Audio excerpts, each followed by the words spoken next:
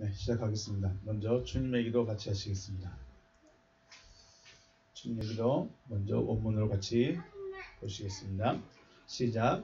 파텔 헤몬 호엔 토이스 우라노이스 하기아스테토 토 우노마스 엘데토 에 바실레이아스 게네데토 토 텔레마스 호스 엔 우라논 카이 에피테스케스 톤 알톤 헤몬 톤 에피우시온 도스 헤민 세메론 카이 아페스 헤민 타 오펠레마타 헤몬 호스 카이 헤메이스 아페이에멘 토이스 오펠레이타이스 헤몬 카이 메 에이세네케스 헤마스 에이스 페이라스몬 알라 우르사이 헤마스 아포트 포네루 호티 소 에스틴 에 바실레이아 카이헤 두나미스 카이헤 독사 에이스투스 아이오나스 아멘. 아멘. 다시 한번 의역된 부분으로 보시겠습니다. 시작. 하늘들 안에 계신 우리 아버지, 하늘 안에서와 같이 땅 위에서 당신의 이름이 거룩히 여김을 받으셨으며 당신의 나라가 임하셨으며 당신의 뜻이 이루어졌습니다. 오늘날 우리에게 위에 있는 우리의 양식을 주시옵소서. 그리고 우리가 우리에게 빚진 자의 빚을 사하여 준 것 같이 우리의 빚을 우리에게서 사하여 주시옵소서. 우리를 시험에 들어가게 하지 마시고 다만 악으로부터 우리를 구하시옵소서. 왜냐하면 그 세대는 당신의 나라이며 능력이며 영광이기 때문입니다. 아멘. 말씀입니다. 로마서 7장입니다. 로마서 7장 8절에서 11절 말씀.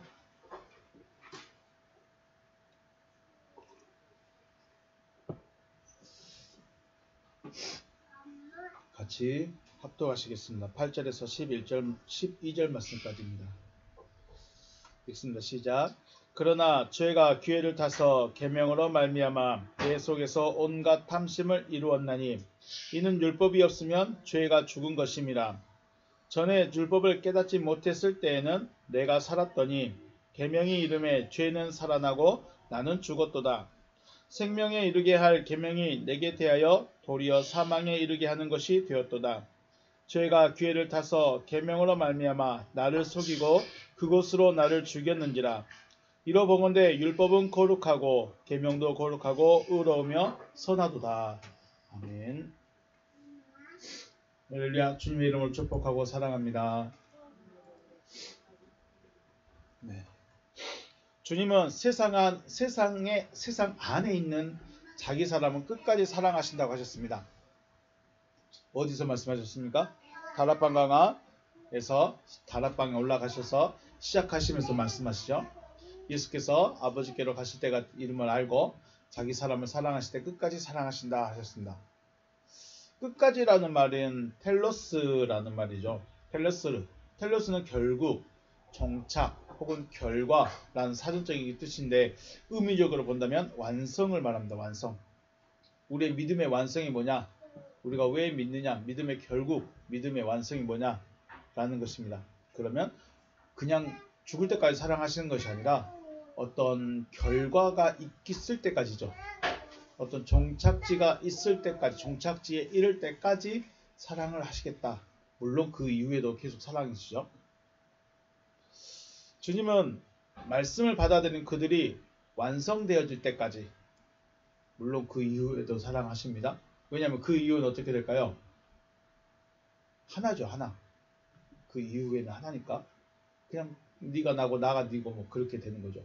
그러면 그렇게 될 때까지 주님이 사랑하시겠다 하시는 것입니다. 이거를 어떻게 하냐면 조각가가 통나무로 만들고 싶은 작품을 조각하려면 많은 부분을 끌로 깎아내야 되겠죠. 우리는 조각을 별로 안 해봐서 잘 모르죠. 조각을 안 해봐서 잘 모르는데 우리가 알죠. 조각가는 뭘 하는지. 네, 나무로 깎은데 자기가 원하는 작품이 될 때까지 깎아냅니다. 그런데 통나무 입장에서는 뭐예요? 자기 몸을 깎아내는 고통이죠. 자기 몸을 깎아내는 고통이지만 조각가의 입장에서는 작품을 만들기 위해서는 반드시 깎아야 할 것은 깎아내야 되는 거죠. 통나무의 입장과 조각가의 입장, 나를 빚으시는 하나님의 입장과 빚음을 당하고 있는 저의 입장. 네. 주님께서는 우리를 사랑하시는 것은 텔레스의 존재가 되게 하시려는 것입니다. 어떤 완성품이 되어지기를 원하십니다. 그래서 텔레스의 존재에 맞지 않는 부분은 어떻게 될까요? 깎아내야 되겠죠. 주님의 입장에서 주님이 우리를 사랑하셔서 완성품, 조각품, 명품을 만들고 싶은데 부족한 부분, 안 좋은 부분, 별로 덕이 안 되는 그런 부분들을 어떻게 돼요? 잘라내야 돼요. 깎아내야 돼요. 주님이. 그래서 깎음을 받고 있는 나무의 입장에서, 우리의 입장에서 우리는 뭐예요? 그것을 고난이라고 부릅니다. 고난. 그래서 고난이 없이는 텔레스가 되어질 수 없는 존재가 지금의 나라는 거죠. 그래서 고난이 유익이라는 말이 단순히 내가 뭔가를 깨달았다 이런 의미보다도 필요 없는 부분들을 깎아내는 주님의 작업이다라는 것입니다. 그래서 반드시 고난이 있어야 텔레스의 존재가 되어진다. 그래서 베드로도 말하죠. 고난 받을 때 원망하지 말라고 하죠. 불평하지 말라고 합니다. 그리고 또 한 가지가 내가 잘못해서 받는 고난은 그건 당연한 거다. 하나님이 원하시는 부분을 깎아내는 것과 내가 잘못해서 깎아내는 것은 다른 의미가 되는 것입니다. 사도 바울은 우리에게 있어서 이렇게 깎아내어야 하는 것들을 뭐라고 하냐면 탐심이라고 말합니다. 그러면 주님이 하시고자 하시는 그 일과 바울의 말을 두 개를 같이 해보면 우리에게는 뭐가 있어요? 탐심이 있어요. 절대 필요 없는 텔로스라는 존재가 되어지기 위해서는 뭐가 없어져야 돼요? 탐심이라는 것이 없어져야 돼요. 탐심이란 부분이 없어져야 되는데 주님은 탐심을 없애기 위해서 우리를 고난에다가 넣어놓기도 하신다는 것입니다. 탐심, 에피디메오라고 되어 있습니다. 에피디메오 말씀 사전을 보니까 마음을 두다, 갈망하다 또는 탐하다, 바라다, 기꺼이 몸하다라고 되어 있습니다. 디메오, 에피라는 전치사와 디메오라는 말에 합성합니다. 디메오가 욕정 되어 있습니다. 욕정, 경노, 분노 이런 뜻을 가지고 있고 디오가 되어 있습니다. 디오 보시면은 달려들다 혹은 제사드리다, 희생하다, 저기에 보니까 살상하다, 죽이다 이런 뜻으로 가지고 있습니다. 결국은 이 탐심이라는 말은 기본적으로 죽이는 것입니다. 죽이는 것. 나를 죽이는 것들이 바로 탐심이란 말이죠. 야고보서 1장 15절 말씀에 욕심이 잉태한 즉 죄를 낳고 죄가 장성한 즉 사망을 낳느니라 라고 말씀하셨는데 이 욕심이라는 말 에피디미아로 되어 있습니다. 에피디미아는 그 어근이 에피디메오에서 말합니다. 에피디메오는 방금 말했던 우리가 봤던 대로 탐심이라는 말이었죠. 탐심, 욕심이든 탐심이든 결국은 뭐를 낳게 됩니까? 사망이라는 결과를 낳게 됩니다. 사망. 왜 사망이죠? 우리의 생명이 끊어져서 사망이 아니라 생명이 없는 자체가 사망인 거죠. 그러면 우리 안에 탐심이 있는가 없는가를 찾아내야 됩니다. 찾아내야 되고 살펴야 되죠. 내 안에 탐심이 있을까요? 없을까요? 우리 안에 탐심이 있을까요? 없을까요? 찾아내야 됩니다. 그리고 이거는 필요 없고 텔로스가 되기 위해서는 절대적으로 필요 없는 부분이기 때문에 잘라내야 됩니다. 근데 그걸 잘라내는 게 쉬운 일이 아니죠. 왜냐하면 원래 그게 누구 거예요? 원래 나예요. 탐심은 원래 나예요. 탐심은 원래 나예요. 욕심, 나를 위한 거, 내 이름을 위해서, 내 얼굴을 위해서, 내 명예를 위해서, 내 가족을 위해서, 나를 위해서 사는 것은 원래 나예요. 근데 이걸 잘라내라고 하니까 쉬운 일이 아니죠. 그러면 우리가 탐심이 있는가 없는가를 알 수 있는 기준이 있어야 되죠. 저 사람은 정말 손해보고 희생하고 나눠주고 베풀면서 사네. 탐심이 없는가 봐. 욕심이 없는 것 같아. 라고 말하는 것은 누구의 기준이에요? 우리의 기준이에요. 탐심의 기준을 만들어준 것이 바로 무엇입니까? 율법이죠. 율법은 우리가 탐심이 있는지 없는지, 나에게 내가 잘라내야 될 부분이, 깎아내야 될 부분이 있는지 없는지를 정해주는 기준이 바로 율법입니다. 그래서 바울이 말하죠. 7절 말씀에 그런즉 우리가 무슨 말을 하리요? 율법이 죄냐? 그럴 수 없느냐? 율법으로 말미암지 않고는 내가 죄를 알지 못하였으니 곧 율법이 탐내지 말라 하지 아니하였더라면 내가 탐심을 알지 못하였으리라. 왜 다른 죄 이름 많잖아요. 근데 율법에 탐심이란 말을 별로 안 들어가 있습니다. 그런데 이 탐심이 다예요. 살인, 간음, 도둑, 후에 살펴보겠지만 우리 인간적인 모든 것들은 다 어디에 들어있어요? 탐심에 다 포함됩니다. 탐심에. 왜요? 왜 그러죠? 탐심의 어근이 어디에 있었어요? 유효되어 있었죠. 죽음이에요. 죽게 하는 것들이에요. 육신적인 것들은 결국은 우리를 죽게 하는 거예요. 그래서 율법이 없었다면 탐심을 알지 못한다. 율법은 내가 탐심이 있는가 없는가, 내가 탐심을 얼마큼 있는가를 알 수 있는 기준이 되는 것입니다. 율법이 있기 전에도 탐심은 있었습니다. 그렇죠? 율법이 있기 전에도 살인도 있었고 도둑질도 있었고 간음도 있었고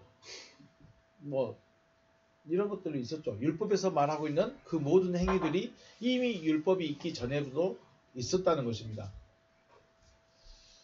인간 사회이지만 고대 시대일수록 똑같은 인간이지만 고대 사회일수록 어떤 사회였습니까? 양육 강식의 사회였기 때문에 강한 자 혹은 힘 있는 자들이 더 많이 누리고 빼앗고 취할 수 있었습니다.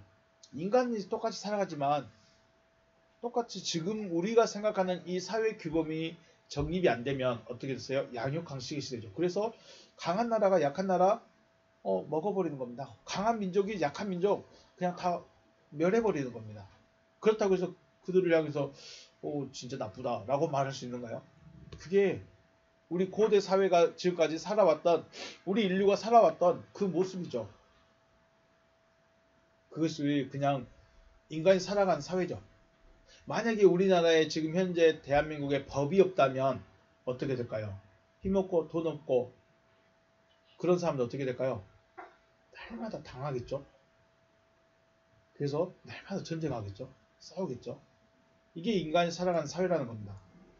하지만 이렇게 살아가다 보니까 민족이 또 각자의 삶이 피폐해지겠죠. 그래서 공평과 공정한 사회를 만들고자 인간들은 뭘 만들었어요? 법이라는 걸 만들죠. 법을 왜 만들어요?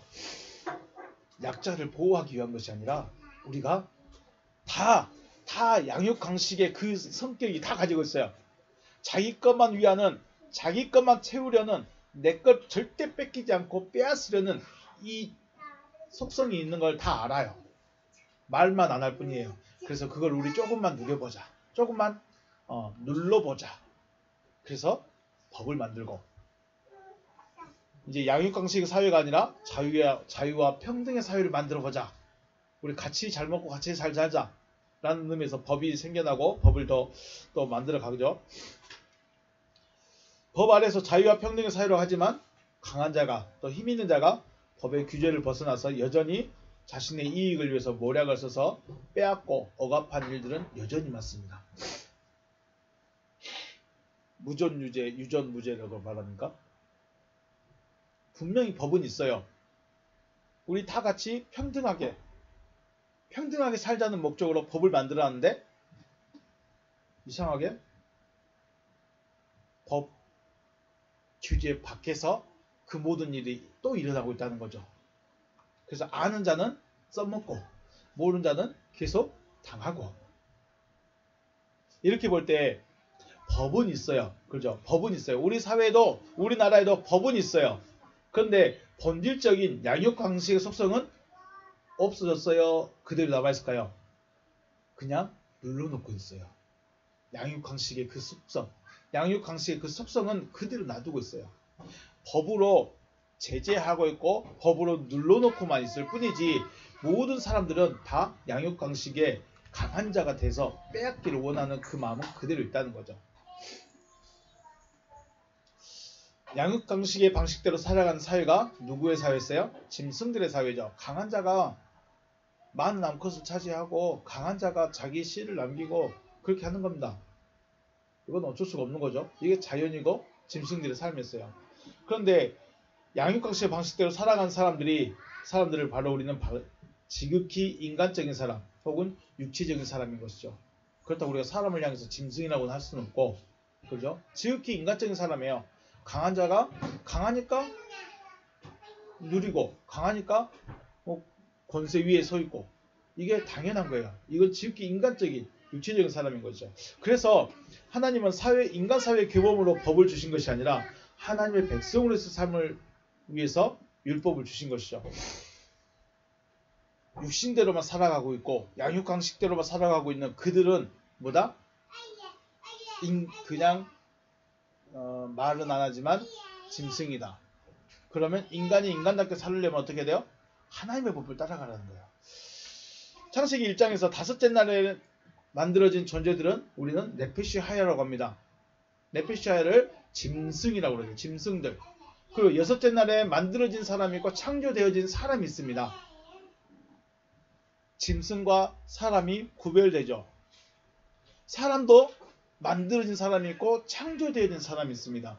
이제 이렇게까지 세분하게 또 생각을 해봐야 되지만 기본적으로 짐승과 사람이 있고 사람 중에도 만들어진 사람이 있고 창조되어진 사람이 있다는 거예요. 짐승은 양육강식의 속성을 가지고 있어요. 쉽게 말하면 네페시 하야들은 양육강식의 속성, 땅의 속성 가지고. 그러면 네페시 하야의 속성은 뭐예요? 네, 땅의 속성이에요. 땅의 속성은 양육강식이에요. 힘 있는 자가 이기는 거예요. 가진 자가 이기는 거예요. 그러면 사람은요? 사람은 어떤 속성을 가졌을까요? 사람은 하나님의 속성을 가졌어요. 그래서 내 형상, 내 모양대로 사람을 만들자. 그렇게 됩니다. 그래서 네페시 하야, 짐승들은 땅의 속성을 가지고 있어서 땅의 속성을 가지고 있고 인간이라고 사람이라고 하나님께서 사람이다라고 말하는 존재는 하나님의 속성을 가졌어요. 그럼 율법을 주신 목적이 뭘까요? 율법을 주신 이유는 딱 그거죠. 짐승의 속성을 버리고 누구의 속성으로? 하나님의 속성으로 바뀌어진다는 거죠. 이게 율법의 기능이죠. 그런데 가장 중요한 것, 하나님의 속성 중 가장 중요한 부분이 이거죠. 하나님은 사랑이시다.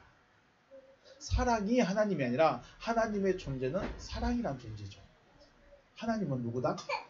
하나님은 무엇이다? 사랑이시다. 그래서 자신의 육체만을 위했던 양육강식의 속성에서 하나님의 속성을 가진 사람으로 변화되어지는 것, 이게 바로 하나님의 구원의 방향성인 것이죠. 자, 우리가 아무리 착하고 선하고 양심적이고 공의롭고 정의롭게 살아간다 할지라도 우리는 기본적으로 네페시 하야이고 땅의 짐승, 땅의 속성을 가지고 있는 자들이기 때문에 양육강식에 따라 살아가게 되어 있습니다. 절대로 하나님의 속성을 가질 수가 없어요. 그런데 하나님께서 이러한 존재들을 하나님의 속성을 가진 자로 바꾸고 싶으신 거죠. 그래서 율법이라는 잣대, 율법이라는 기준을 정해주신 것입니다. 마태복음에서 보면 우리가 율법에 대해서 예수님께서 계속 말씀하십니다. 가장 먼저 말한 게 5장 21절 말씀. 옛사람이 누구에게 말했어요? 옛사람에게 말했어요. 잘 생각해 보십시오. 옛사람에게 말했습니다. 옛사람에게 말한 바 살인하지 말라. 누구든지 살인하면 심판을 받게 되리라 하였다는 것을 너희가 들었으나 나는 너희에게 말한다. 그럼 여기는 나는 누구예요? 이제 새로운 법을 갖고 있는 사람이죠. 정리됩니까? 옛사람은 뭐예요? 옛날 법을 가지고 있는 사람이에요. 근데 나는 지금 너에게 새롭게 말한다는 거죠. 나는 너에게 이르노니 형제에게 노하는 자마다 화를 내는 자마다 심판을 받게 되고 형제를 대하여 라가라는 자는 공에 잡혀가게 되고 미련한 놈이라는 자는 지옥불로 들어가게 되리라.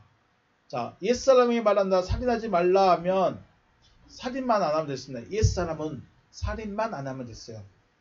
근데 지금은요, 미워해도 안 돼요. 바보라고 말해도 안 돼요. 미련한 놈이라고 해도 안 돼요. 이게 뭐예요?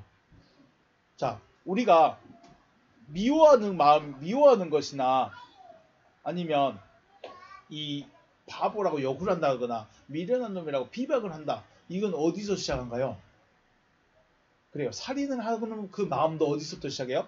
우리 마음에서부터 시작을 해요. 마음에서 증오와 분노 이런 것들이 터지는 거죠. 그래서 살인은 행위적으로 나타나는 것인데 결국은 우리 안에 미워하는 마음도 분노하는 마음도 시기하는 마음도 증오하는 마음도 어떻게 하라고요? 없어야 된다는 거예요. 새로운 법은 옛사람은 사람만 해야지 않아도 돼. 근데 새사람은 마음에 그게 있으면 안 돼요. 간음하지 말라 하였다는 것 너희가 들었으나 난 너에게 이르노니 음욕을 품고 여자를 보는 자마다 이미 마음에 이미 간음을 하였느니라. 주님은 지금 마음의 어떤 변화를 요구하시는 거죠. 33절 말씀에 또 옛사람에게 말한 바 헛 맹세하지 말고 내 맹세한 것을 주께 지키라 했다는 것은 너희가 들었으나 나는 너희에게 이르노니 도무지 맹세하지 말지니 하늘로도 하지 말라 이는 하나님의 보좌이며 땅으로도 하지 말라 이는 하나님의 발등상이며 예루살렘으로도 하지 말라 이는 큰 임금의 성임이요 라고 말씀했습니다. 율법을 듣고 배운 사람, 자 율법을 듣고 배운 사람은 사람을 죽이지 않으면 됐어요. 간음만 하지 않으면 됐어요. 맹세만 하지 않으면 됐어요. 그리고 이 마태복음 5장 쭉 나오면 이웃을 사랑하고 원수를 미워하는 거 당연하죠. 이웃은 사랑하되 원수는 미워해라. 네, 원수 미워하면 돼요. 또 눈은 눈으로 이로 갚으면 됐어요. 내 눈을 상하게 하면 상대방도 눈을 상하게 하면 돼. 내 손을 다치게 하면 그 사람 상대방도 손 찍어버리면 돼요. 이거는 절대로 나쁜 게 아니에요. 받은 대로 주는 거예요. 이게 옛사람에게 말한 거죠. 그리고 구제할 때 어떻게 했어요? 구제할 때 모르게 하라고 하니까 어떻게 했어요? 주머니를 구멍을 내서 동전을 떨치고 다니죠. 네, 이거예요. 이게 이렇게만 하면 돼요. 마음에 있든 없든 상관없어요.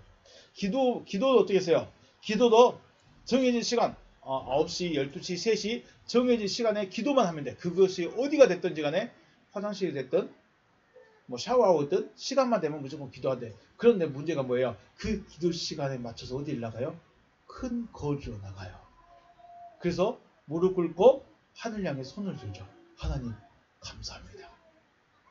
저 거지와 같이 살지 않게 해주셔서 감사합니다. 저 거렁뱅이 같이 살지 않게 해주셔서 감사합니다. 이렇게 기도를 합니다. 그 시간에 맞춰서 흉길 나가서 무릎 꿇고 기도합니다. 그러면 사람들이 볼 때 이야 저 사람 참 경건한 사람인가 봐. 저 사람 참 좀 신실하신가 봐. 네. 그래서 그럼 지금은요. 주일 예배만 안 빠지면 되죠. 주일 예배를 왜 빠졌는지 어떻게 빠졌는지 무슨 일이 있는지 거기에는 크게 관심 없습니다. 뭐만요? 빠지지만 않으면 돼. 헌금도 하기만 하면 돼. 헌금 안 하면 옆에서 누군가가 종용을 하죠. 봉사도 하기만 하면 돼. 그럼 이게 뭐예요? 율법을 지키며 살아가는 거예요. 자기들만의 율법을 만들고 자기들만의 율법을 지키며 살아가는 거예요. 그러면 어떤 사람이다? 믿음이 좋은 사람이다. 그러면 구원받는 사람이다. 그런데 문제가 뭐예요? 이렇게 살아가는 사람, 육신에 보이는 행위로 살아가는 사람들은 어떤 사람이라고 그래요? 옛사람이다 라고 말해요. 옛사람이다. 그럼 옛사람이 누구예요? 육체적인 제약 혹은 육신적인 법으로만 살아가는 사람이 옛사람이에요. 매여 있죠. 하라고 하는 것만 하고 있어요. 하라고만 하면 하고 하지 말라 한 것만 하지 않으면 되는 게 옛사람이에요. 여러분은 옛사람의 신앙을 가지고 있는가요? 새사람의 신앙을 가지고 있는가요? 옛날 법을 그대로 지키고 있는가요? 새로운 법을 받아서 지키고 있는가요? 주님 말이죠. 내가 새 계명을 너에게 준다라고 하셨습니다. 그런데 우리는 여전히 옛 계명을 가지고 옛사람처럼 살아가고 있어요. 그러면서 하나님 나 진짜 하나님 사랑한다니까요. 내가 하나님을 위해서 내가 모든 걸 다 할 수 있다니까요. 될까요? 안 될까요? 주님은 이제 새로운 법을 주셨어요. 그 새로운 법이 뭐였죠? 사랑이죠. 사랑을 하라는 걸까요? 사랑을 할 수 있는 존재가 되어줄까요? 누누이 말했지만 아무리 사랑을 하려고 해도 내 본심은 사랑이 아니면 그건 사랑이 아니에요. 그냥 사랑하는 척하는 거고 도와주는 척하는 거고 사랑하는 척하는 거지. 그래서 주님은 뭘 보세요? 하나님은 뭘 보신다고 그래요? 중심을 보신다고 그래요. 중심을 보신다는 말씀이 네 마음에 사랑이 있는가, 진짜 네가 사랑으로 하는가, 이거 보고 싶은 거지. 내가 하나님 진짜 사랑합니다, 아시죠? 내 마음 아시죠? 이거 보고 싶은 것이 아니라 네가 사랑이 되어졌는지 사랑이 아닌지 이거 보고 싶으신 거죠. 이거 보겠다는 거죠. 그런데 우리는 하기만 하면 돼. 이건 하기만 하면 된다는 건 누구 거예요? 옛사람이에요. 옛사람. 그래서 우리는 새로운 법을 받아들이고 수용해야 할 때가 되어졌죠. 이미 되어졌습니다. 이미 진리의 성령의 시대는 이미 2000년 전부터 시작됐어요. 그런데 우리가 이제 받는 거죠. 이제. 왕정시대의 이스라엘은 어땠을까요? 왕정시대 사울, 다윗, 솔로몬, 이 왕정으로 이어가는 이 시대에는 율법을 삶을 살지 않았을까요? 철저하게 있게 지키며 살았습니다. 율법적으로 살았고 제사 드리며 살았고 살았어요.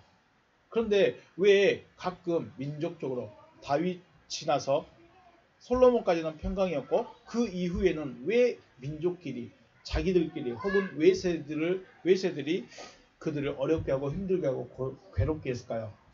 왜 어려움이 닥쳤을까요? 직설적으로 하나님께서 이방 민족을 들어서 왜 이스라엘을 괴롭게 하셨다는 거죠. 왜 멸망시켜버렸냐는 거죠.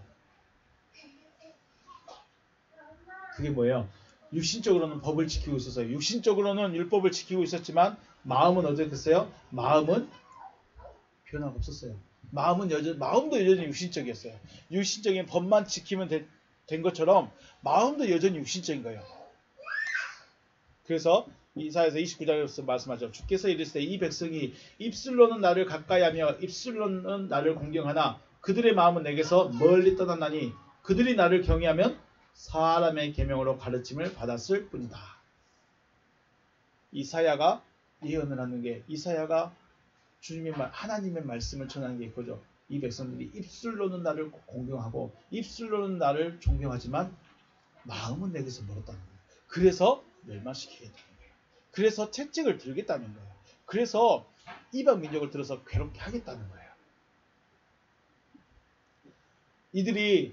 이스라엘 백성들이 율법을 철저하게 지키는 이스라엘 백성들이 왜 어려움을 당했다고요? 누구의 가르침을 받았어요? 사람의 계명으로 가르침을 받았어요. 잘 들으셔야 됩니다.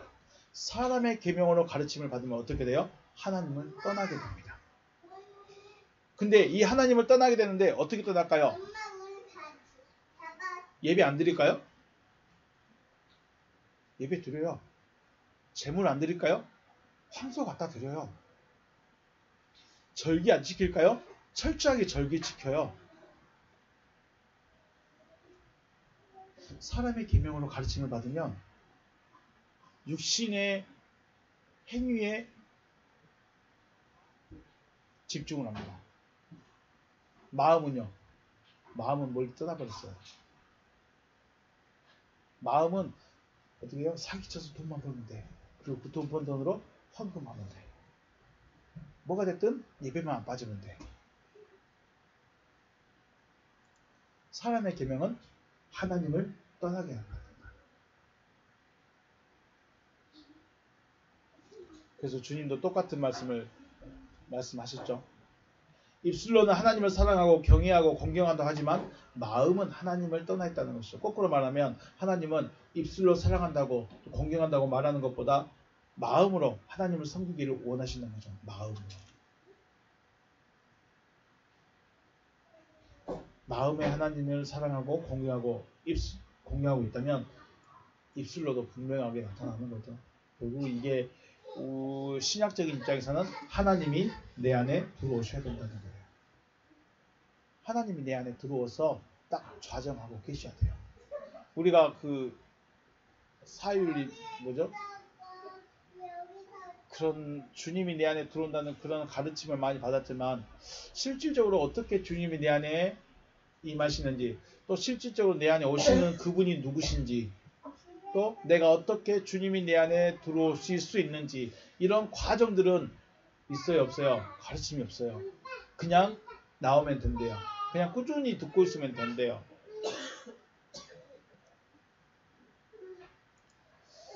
사랑은 율법의 완성이다라고 바울이 말했죠. 사랑은 율법의 완성이다. 왜 이렇게 말할까요? 알죠? 사랑은 율법의 완성이다라는 것은 하나님이 주신 법은 하나님의 속성을 나타내는 거예요. 앞에서 말씀드렸죠. 인간의 속성은, 짐승의 속성은, 네페시 하의 속성은 땅의 속성이에요. 땅의 속성. 하나님의 속성은 사랑입니다. 그래서 사랑은 율법의 완성이라는 말이 그냥 나오는 말이 아니라 이것은 단순하게 사랑해야지가 아니에요. 이건 하나님의 속성으로 바뀌는 거예요.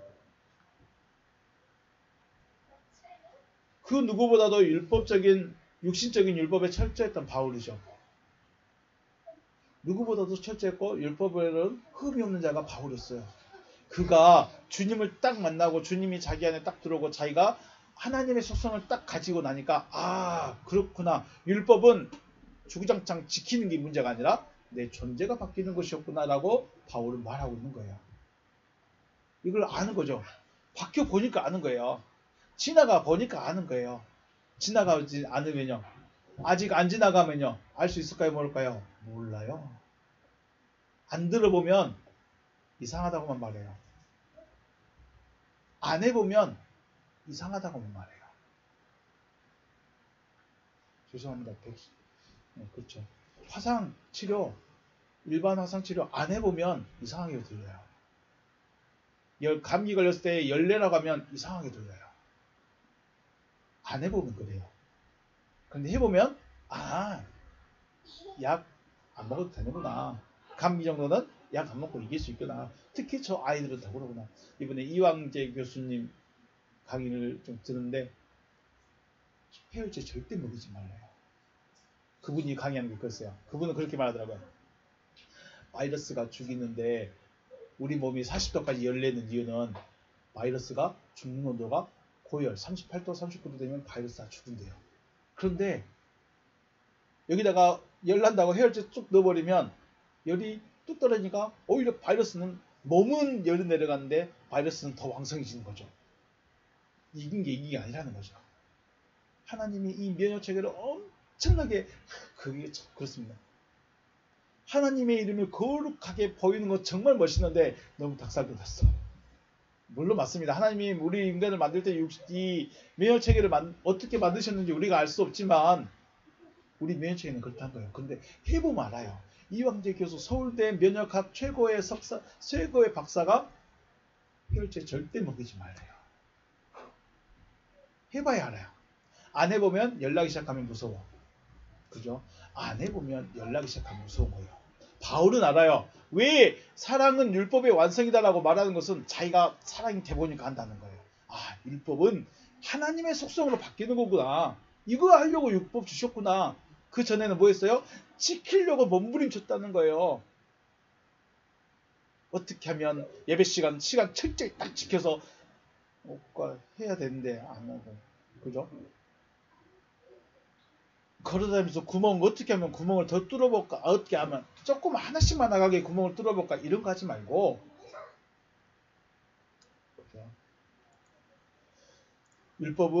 육신적인 율법의 목적은 사랑이다. 단순히 사랑이 아니죠. 하나님의 속성으로 바뀌는 거죠. 사랑이 되지 아니했기 때문에 사람을 직접적으로 목숨을 해하지 않으면 되는 것이었고 미워하고 욕하고 무시하고 멸시만 해도 되는 겁니다. 난 저 사람 안 죽였어. 근데 뒤에서 요즘에 인터넷 댓글들 있죠. 그냥 막 그렇게 해버리죠. 왜 그럴까요? 사랑이 아니에요. 나 그 사람 만난 적도 없어요. 해한 적도 없어요. 꿀밤도 안 때렸어요. 그러니까 나는 죄가 없어요. 라고 말하죠. 그런데 실상은 그 안에는 악독이 가득 차 있죠. 우리가 누군가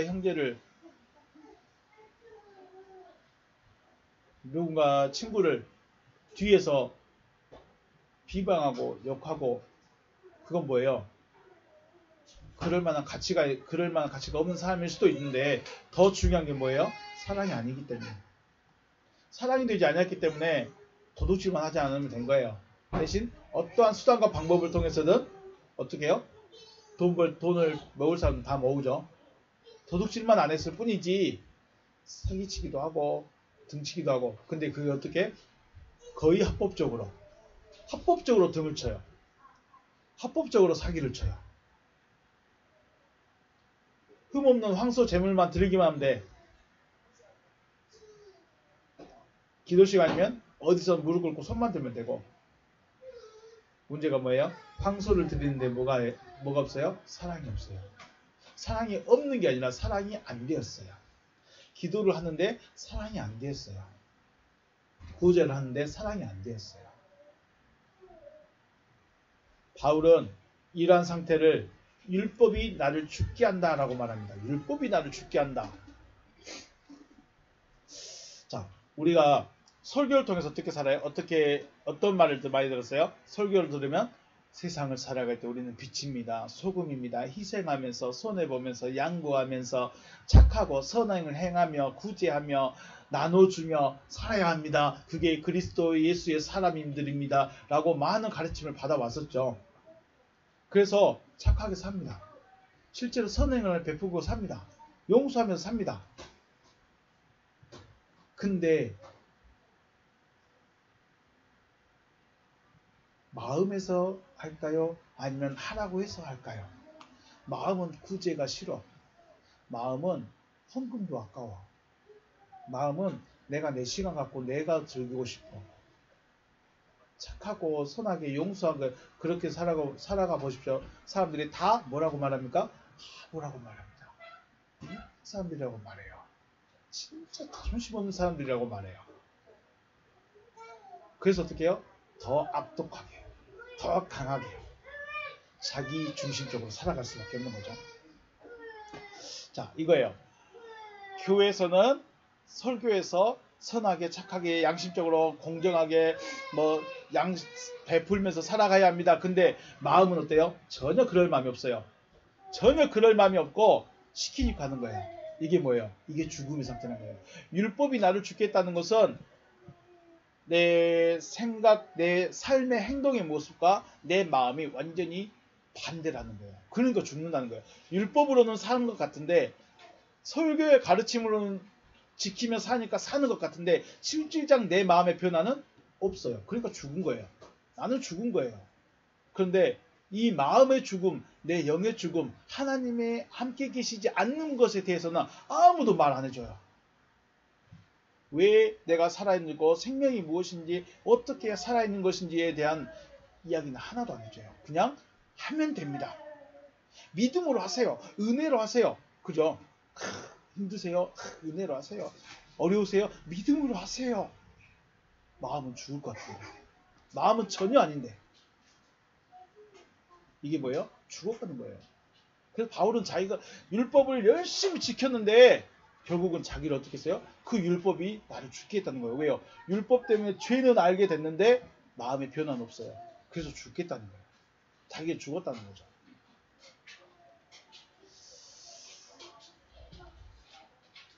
바울은 로마서를 기록하면서 자기 자신을 발견한 거죠. 누군가의 믿음, 다른 사람의 삶에 대해서 비판하거나 판단하는 것이 아니라 자기 자신의 모습을 보니까 율법은 들은 대로 배운 대로 다 지켰습니다. 그죠? 율법은 듣고 배운 대로 자기가 성경을 보고 깨달은 대로 다 지켰어. 그런데 마음은요. 마음속에는 미움과 멸시, 시기와 질투, 분쟁, 분뇌와 또 이기심과 온갖 자기 중심적인 것밖에 없어. 바울이 자기를 딱 보니까 내가 행위적으로는 진짜 흠잡을 것 없이 했다. 그런데 마음은 딱 내놓고 보니까 똑같다는 거죠.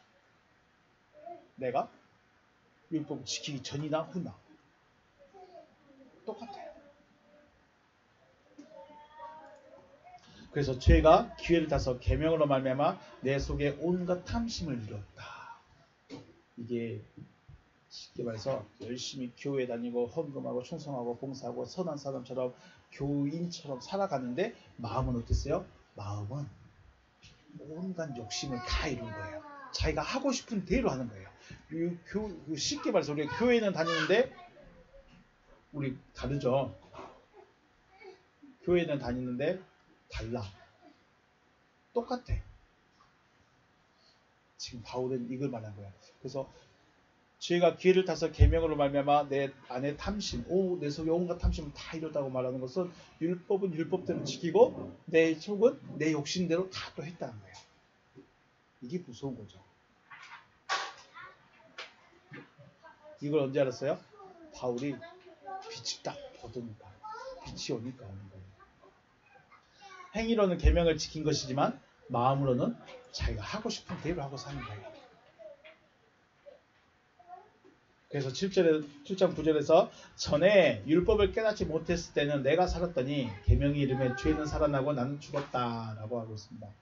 율법과 계명이죠. 율법을 깨닫지 못했을 때는 내가 살았으나 계명의 이름에 죄는 살아나고 나는 죽었다라고 하죠.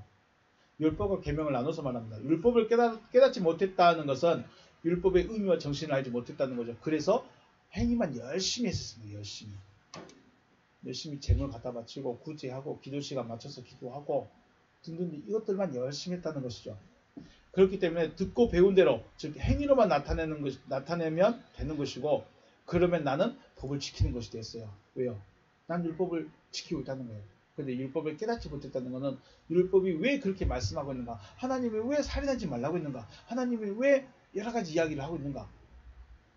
결국은 사랑으로 다 된다는 건데 사랑이 아니다는 거죠.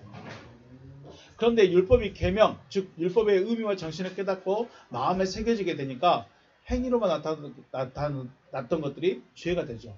그리고 마음의 변화가 없었던 자신은 죽은 거죠. 10절에서 생명에 이르게 할 계명이 내게 대하여 도리어 사망에 이르게 하는 것이 되었도다. 생명에 이르게 할 계명이라고 말했습니다. 율법은 다시 말씀드리지만 창세기 5장에 나타났던 그 짐승들에게 사람이라는 존재로 바꿀 수 있는 속성을 바꿀 수 있는 기회입니다. 율법은. 그래서 이걸 다 깎아내는 작업이 율법을 통해서 변화가 되어지는 거죠.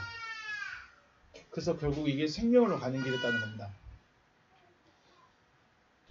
율법의 의미와 정신을 깨닫게 되면 다른 사람이 아닌 자신을 보게 되는 것입니다. 나의 근원을 볼 수 있고 나의 존재성, 속성이 여섯째 날에 만들어진 존재가 아니라 다섯째 날에 만들어진 짐승이었다. 네페시 하여였다. 우리 성경에서는 다섯째 날은 짐승들이 만들어졌고 여섯째 날은 사람이 만들어졌으니까 우리는 다 여섯째 날에 만들어진 존재, 사람이란 존재로 생각하지만 실질적으로는 그러지 않다는 거 우리는 알고 있죠. 여섯째 날은 하나님의 창조를 받는 사람이죠. 하나님의 창조를 받은 사람. 율법의 의미와 정신을 알게 되면 내 속성을 압니다. 내 본질을 볼 수 있어야 되겠죠.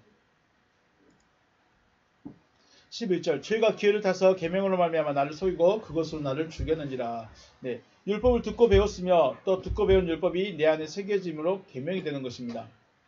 우리는 이것을 가치관 혹은 철학, 믿음이라고 표현을 합니다. 나만의 믿음, 나만의 가치관, 나만의 철학, 즉 듣고 배워왔던 율법이 나의 정체성이 되는 거죠. 자, 교회 다니면 어떻게 살아야 된다? 착하게 살아야 된다. 예수 믿으면 선하게 살아야 된다. 목사는 진짜 성인이어야 된다. 뭐 이런 것들, 이런 가르침을 배우니까 그게 맞춰 살려고 해요. 그런데 돼요? 안 돼요? 안 돼요. 안 돼요. 이게 속인 거죠.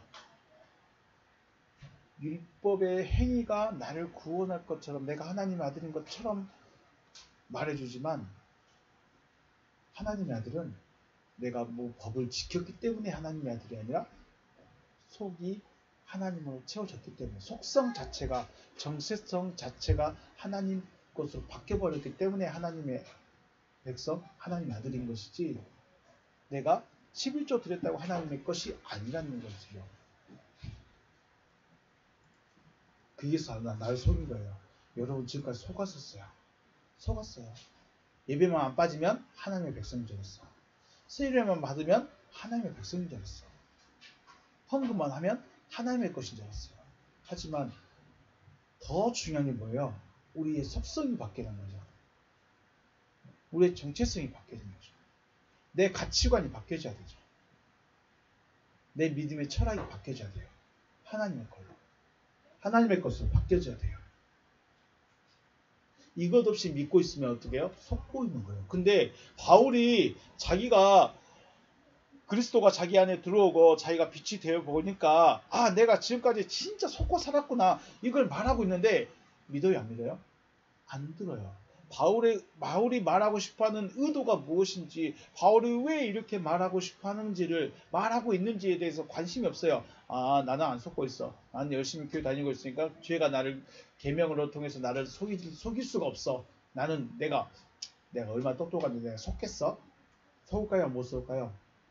이미 속고 있으니까 자기가 속고 있는지를 모르는 거죠. 지나봐야 합니다. 맛을 봐야 맛을 아는 거죠. 갑자기 떠오르네. 맛을 봐면 무슨 간장이요? 네. 맛을 보면 맛을 아는 땡땡 간장 그죠? 네. 맛을 봐야 알아요. 그런데 이 계명이 육신의 행위만 강조하는 법이 되어졌고 마음의 변화, 존재성의 변화에 대해서는 말을 하지 않고 있기 때문에 자신을 속인 것이에요. 그래서 우리가 고민을 하는 사람들이 있어요.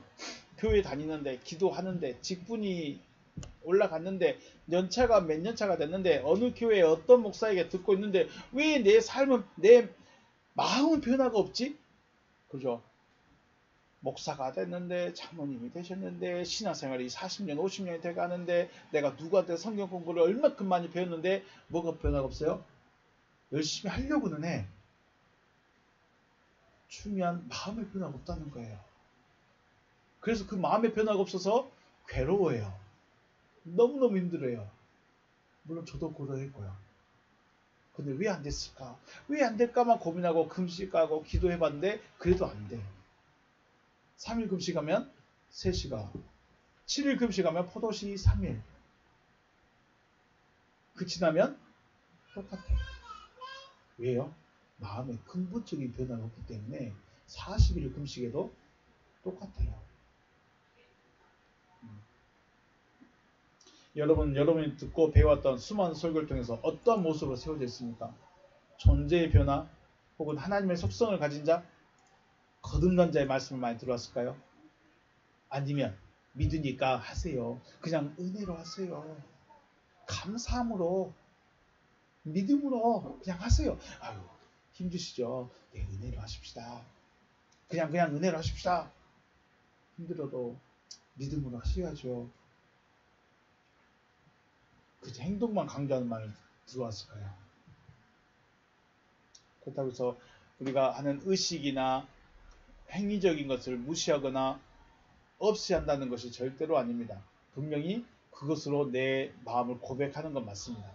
그런데 마음의 변화 없이 하나님의 속성 없이 하는 것과 하나님의 속성이 되어서 하는 것은 전혀 다른 문제라는 것이죠. 그러니까 똑같이 11절 하는데 변화 없이 11절 하면 어떻게 될까? 마음에 하나님의 속성이 들어오고 하나님의 말씀이 내 안에 들어와서 11절 하는 것과 어떻게 다를까? 11절 의미를 알고 하는 것과 모르고 하는 것은 전혀 다른 거죠.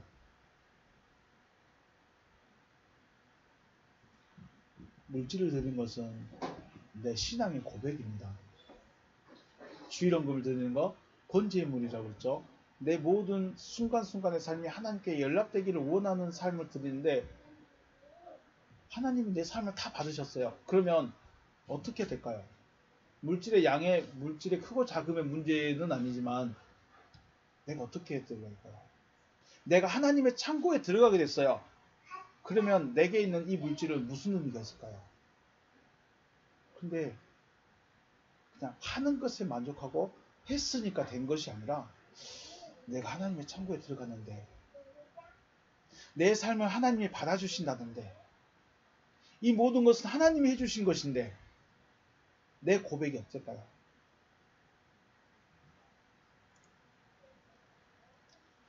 그렇다는 겁니다. 결국은 우리가 로마서 바울은 열심히 한 건 한 거지만은 마음의 변화가 없으면 죽은 거다. 속은 거다 거예요. 마음이 하나님의 속성으로 안 바뀌어지면 짐승의 속성에서 하나님의 속성, 땅의 속성에서 하나님의 속성으로 안 바뀌면 속고 있는 거라는 거예요. 근데 속고 있다는 걸 아무도 몰라. 왜요? 교회에서 계속 행위적인 것만 강조하니까. 이거 해야 됩니다. 이렇게 살아야 됩니다. 이게 사는 겁니다. 이게 믿음의 삶입니다. 이렇게 말하고 있으니까. 중요한 건 뭔데요? 내 마음에 하나님의 속성이 들어왔느냐는 문제죠. 아무도 말 안 하죠. 앞에서 말씀드렸습니다. 지금 시대는 새로운 법의 시대가 도래했어요. 언제부터요? 주님께서 제자들에게 임하셨을 때부터, 성령 시대부터. 사도행전 2장부터 이미 진리 시대는 도래해버렸어요. 그때부터 이미 말세예요. 진리의 성령의 시대는 이미 2000년 전부터 시작했는데 불행인지 다행인지 우리는 복음을 이제 들었어. 2000년 지나서 이제 들었어. 복음을 들었다고 바로 진리 시대로 진입한 것이 아니라 어떻게 해요? 애굽과 광야의 여정을 우리로 알고 친히 걷게 하십니다. 아, 예수 믿었으니까 우리 바로 진리 시대로 갑시다. 안 됩니다. 갈 수가 없어요. 우리 속성이 단번에 바뀌어질 수가 없다는 거예요. 애굽에서 부르고 애굽에서 불러내서 광야에서 하나님을 경험하고 하나님의 말씀을 받고 하나님의 인도하심을 받아보고 아, 믿음이 이런 거구나라고 깨닫고 나서 진리시대 가나안으로 들어가는 겁니다. 절대로 못 들어갑니다. 들어갈 수가 없어요. 들어갔다면 만약에 들어갈 수 있었다면 애굽에서 바로 가나안에 들어갔죠. 광야가 반드시 필요하다. 예수가 반드시 필요하다. 이제는 지금 우리가 지금까지 은혜 시대를 지나왔어요. 광야 시대를 지나왔어요. 그러면 가나안에 들어갈 준비를 하고 가나안에 들어갈 수 있는 시대가 되어야 되는 그 세대가 되어야 되는데 여전히 또 광야로 또 들어가려고 해요. 광야로 또 들어가려고 해요. 광야에 들어가면서 열심히 구름기둥 불기둥이 인도하고 있으니까 야 우리 진짜 믿음 좋은가 봐. 하나님이 여전히 우리를 함께 계시고 여전히 우리에게 역사하시고 만나와 매출하기를 여전히 날마다 보내주시니 감사합니다. 이러고 있으면 가나안 들어갈까요? 못 들어갈까요? 못 들어가요. 그런데 거기에 만족해버려요. 속고 있는 거죠. 하나님은 목적이 어디 있어요? 광야에서 많은 은혜를 베풀면서 내가 이런 하나님이야 나 이런 하나님이야 그러니까 날마다 제사 드려 이런 하나님이 아니라 처음부터 가나안에 들어가는 게 목적이었어요. 예수가 우리에게 온 것은 처음부터 예수를 옆에 두는 것이 아니라 진리의 성령이 내 안에 오시는 게 목적이었어요. 그 목적을 놓쳐버렸죠. 왜요? 기도 응답받는 게 너무 재밌거든. 은사 받는 게 너무 재밌거든. 은사 경험하는 게 너무 재밌거든. 바울이 고민하고 있던 이런 문제에 대해서 우리는 스스로 우리가 고민하고 또 고민해야 됩니다. 열심히 믿고 있는데 말씀은 들어봤는데 왜 우리의 마음의 변화는 안 일어날까? 여기에 대한 고민들. 그래서 찾아야 돼요. 그저 가만히 앉아서 설교만 듣는다고 해서 되어지는 것도 아니고 그렇다고 설교자가 이끌어갈 수 있는 것도 아닙니다. 광야는 이끌어갔어요. 예수 시대도 예수가 이끌어가면 됐어요. 예수가 보호자가 되면 됐어요. 그러죠. 그런데 진리 시대에 되니까 어떻게 했어요? 성령 받은 그 제자들을 흩어버렸죠. 알아서 살아라. 각지로 흩어버렸습니다. 가나안에 들어가니까 어떻게 했어요? 지파별로 다 나눠져 버렸습니다. 광야 시대는 보이는 것만 쫓아가면 됐어요. 인도자가 가자는 대로 하면 됐어요. 그런데 진리 시대, 가나안 시대는 우리가 말하는 각자 도생이에요. 각자 도생하려면 어떻게 될까요? 힘이 있어야 돼. 내가 뭔가를 가지고 있어야 살아갈 수 있는 거예요. 내가 없는데 야 너 그냥 알아서 가서 살아. 절대 못하죠. 정글에 던져놔도 저 애기들을 던져놓을까요? 어린이들 들어갈까요? 어른들 들어가요. 어른들도 그냥 들어갈까요? 최소한 칼 한 장이라도 들고 들어가야 되죠. 각자 도생하려면. 가끔 성도들을 이끌어간다고 말씀을 듣게 됩니다. 이 말은 광야 시대나 은혜의 시대는 맞을 수 있지만 진리 시대는 어떻게 해요? 성도들 스스로가 각자 있는 곳에서 예배자가 되고 예배하는 자들이 되고 각자 씨를 뿌리는 자들이죠. 각자가 살아가는 거예요. 각자가. 우리를 이끄신 분은 진리의 성령이십니다. 목사들이 이끌어가는 거 아닌데, 설교자가 이끌어가는 거 아닌데, 진리의 성령이 이끌어가야 되는데 처음부터 끝까지 목사님들이 다 해요. 그러니까 스트레스예요. 왜 저 사람은, 이 사람은 되는데 왜 저 사람은 안 되지? 왜 쟤는 되는데 얘 안 되지? 혼자 막 스트레스 받아. 그러다가 다 나가버리면 와, 내가 목표를 진짜 잘못했나 봐. 그래서 목사님들 스스로 이런다. 우리는 내 목회가 아니에요. 누구 목회요? 주님 목회요. 오게 하시는 분도 주님이요, 가게 하시는 분도 주님이요 하면서 그냥 그렇게 있어. 스스로를 위로하는 거죠. 근데 진짜로 이끌어 가신 분은 진리의 성령이셔야죠. 진리의 성령은 각자의 심령에 계십니다. 목사에게만 계신 것이 아니라 각자의 심령에 다 계시기 원하시는 거죠. 이걸 말해줘야 되는데, 이걸 말해주면 알아서 크겠죠. 근데 어떻게든 가기 싫은 사람, 막 모르는 사람 막 끌고 가려고 하니까 앞에 가는 사람도 힘들고 딱 끌려가는 사람도 힘들고, 그러니까 모든 게 불만이야. 끌려오다 보니까 하나하나가 다 불만이에요. 우리 가정생활도 그럴 때 마음이 안 맞으면 다 불평불만이에요. 내 마음이 안 맞으면 다 불평불만이에요. 그런데 내 마음만 맞으면 뭐가 됐든 다 그냥 이뻐 보여. 여러분 어때요? 교회생활도 마찬가지예요. 목사가 끌고 가는데 자기 마음이 안 맞으면 그 잘생기던 목사도 못다닌 척 보여. 아무렇지 않던 먼지 하나도 에이, 그 전수도 안 돼. 불평불만이 돼요. 왜요? 내 마음이 안 맞으니까. 끌려가다 보니까 내 마음이 안 맞으면 좀 불평불만하게 돼요. 이스라엘 백성들 그저 괜히 불평불만해요. 괜히. 그래서 누가 왔어요? 불뱀. 우리를 이끌어가는 건 진리의 성령이시죠. 다시 말해, 한 사람 한 사람이 진리의 성령의 이끄심을 받아야 돼요. 진리의 성령은 내 안에서 나를 이끌어가니까 그건 내가 가는 거 아니에요. 그냥 그분이 하는 대로 하는 거예요. 지난 시간에 말씀드렸죠. 바울이 로마에 가게 돼요. 성령께서 로마로 가야 된다고 말해줘요. 그런데 다른 제자들 어떻게 해요? 다른 성령 충만하신 분들도 바울 선생님, 가면 안 돼요. 가면 당신 죽어요. 두 번, 가면 죽어요. 이 띠의 주인이 가면 죽어. 근데 어떻게 해요? 내가 성령의 메인바 돼서 난 별로 마음이 안 드는데 끌려간다는 거예요. 가고 싶어 가는 게 아니라 끌려가는 거예요. 죽음의 자리에 가는 거죠. 원망 불평이 있을까요? 없어요. 왜요? 그 주인이 내 안에 들어와 계시니까. 만약에 성령이 안 계셨다면 바울이 도망갈 수 있었겠죠? 여러분 왜 불평불만하세요? 내 마음이 안 맞으니까. 내 마음이 안 맞으니까 헤어스타일도 불평이고, 옷도 불평이고, 말투도 불평이고, 다 불평이에요. 근데 내 마음에 맞아보세요. 추리닝 입고 나면 추리닝 입고 설교하면 어때요?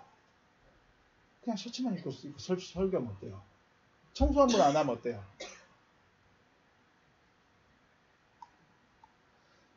목사가 이끄는 것이 아니라 나를 성령이 이끌게 만드셔야죠. 목사가 이끌면 제발 좀 나 좀 이끌어주세요. 근데 이렇게 이끄시고요. 오늘은 저쪽으로 가시고요. 청소는 이렇게 하시고요. 이렇게 하시고요. 이래버리면 다 불평불만이에요. 한 사람 한 사람이 진리의 성령의 이끄심을 받게 되지만 어떻게 해요? 이때가 통하는 거예요. 다 똑같아요. 마음이 한 마음이에요. 왜 그럴까요?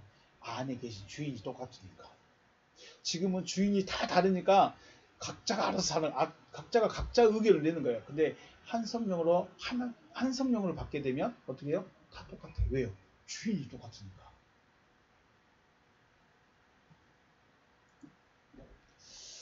율법은 우리의 죄를 드러나게 하기 때문에 거룩합니다. 그죠? 계명은 우리를 온전하게 세울 수 있기 때문에 거룩하고 선하고 의로운 것입니다. 다만 행위적인 삶이 아닌 존재성의 변화가 되어졌을 때 우리는 이런 고백을 할 수 있다는 거죠. 존재가 변하지 않으면 율법은 무거운 거예요. 율법은 지킬 수 없는 거예요. 율법은 하나님이 주신 것이지만 지킬 수 없는 거예요. 그래서 율법대로 살면 율법주의 2단이 되는 거예요. 삶이 이 속성이 바뀌어버리면, 하나님의 속성으로 바뀌면 율법은 거룩한 거다. 왜요? 내 부족한 부분, 내 모난 부분을 깎아내는 것이기 때문에 거룩한 거예요. 좋은 거예요.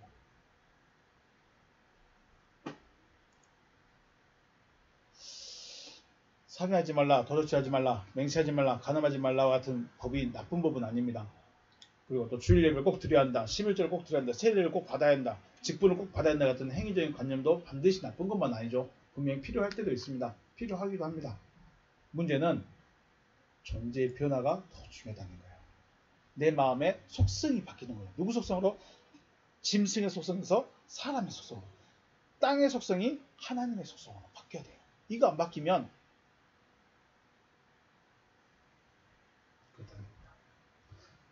하나님을 사랑한다는 것의 의미와 개념을 사람의 입장에서 생각하면 안 되고 하나님께서 말씀하시는 사랑의 의미를 알아야죠. 하나님은 사랑이시다. 그래서 하나님이 사랑인 것과 나와 무슨 상관이 있을까요? 아, 나를 사랑해서 나를 부르셨고 건져내셨고 구원하셨다. 사랑이 무슨 의미죠? 사랑은 하나됨이죠. 하나되는 거예요. 하나님이 사랑했다는 것은 하나님께서 나와 하나 되고 싶어 하신다는 거예요. 근데 하나 되고 싶은 것은 딱 던져버리고 나는 그냥 사랑만 받으면 돼. 기도하면 응답만 받으면 돼. 이러고 있으니까 하나님하고 전혀 가까워지지 않는 거죠.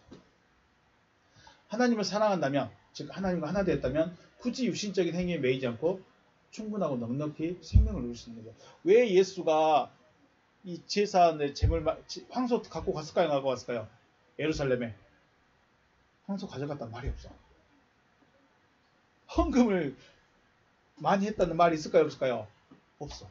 예수만 바울도 오히려 절기 때는 다 예루살렘을 모이는데 예수와 바울은 오히려 떠났어.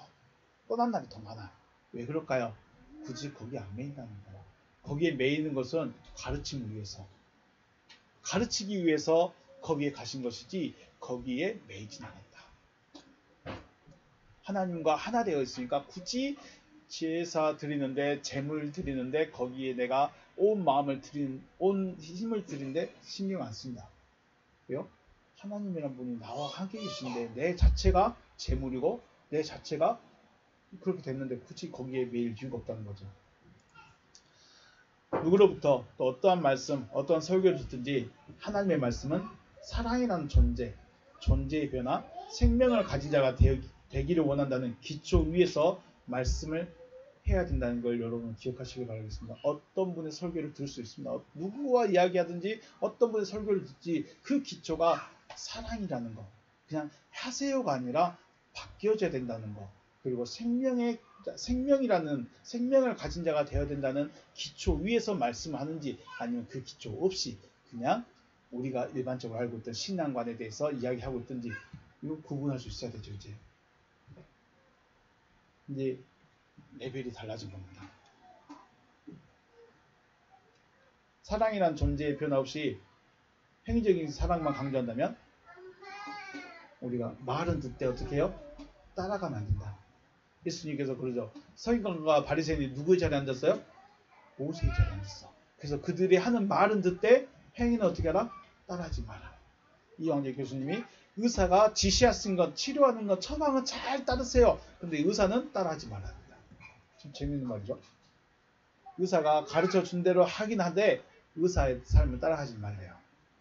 제일 스트레스 많이 받고 조절 안 되는 사람들이 의사랍니다. 그렇다 그렇게 말하더라고요. 오늘 8절에서 12절 말씀 보았습니다. 율법이 왜 나를 죽게 하고 있었는가? 율법이 나를 속인다는 것이 무엇인가? 내가 하나님을 어떻게 섬겨야 될 것인가? 이런 부분들을 우리가 고민하고, 우리가 신앙생활 하면서 왜 나는 마음의 변화가 없지? 왜 여전히 분을 내고 화를 내고 미워하고 시기하고 질투하고 이런 것들이 남아있지? 네, 설교는 많이 들었지만 존재의 변화에 대한 말은 없었습니다. 존재에 대한 변화, 하나님의 속성인 사랑이라는 존재가 된다는 것에 대해서는 말이 없었습니다. 그럼 율법은 왜 주셨다? 하나님의 속성으로 바뀌라고. 내 가장 인간적이고 육체적인 이 잘라내야 될 것들을 율법을 통해서 보고 잘라내서 누구 속성으로 바뀌어져요? 하나님의 속성을 가진 자로 바뀌어지라고. 율법의 의미와 정신을 온전히 깨닫고 사랑의 존재로 나타나시는 저와 여러분 되시기를 주님의 이름으로 축복합니다. 아멘. 네, 오늘 여기서 마치겠습니다. 수고하셨습니다.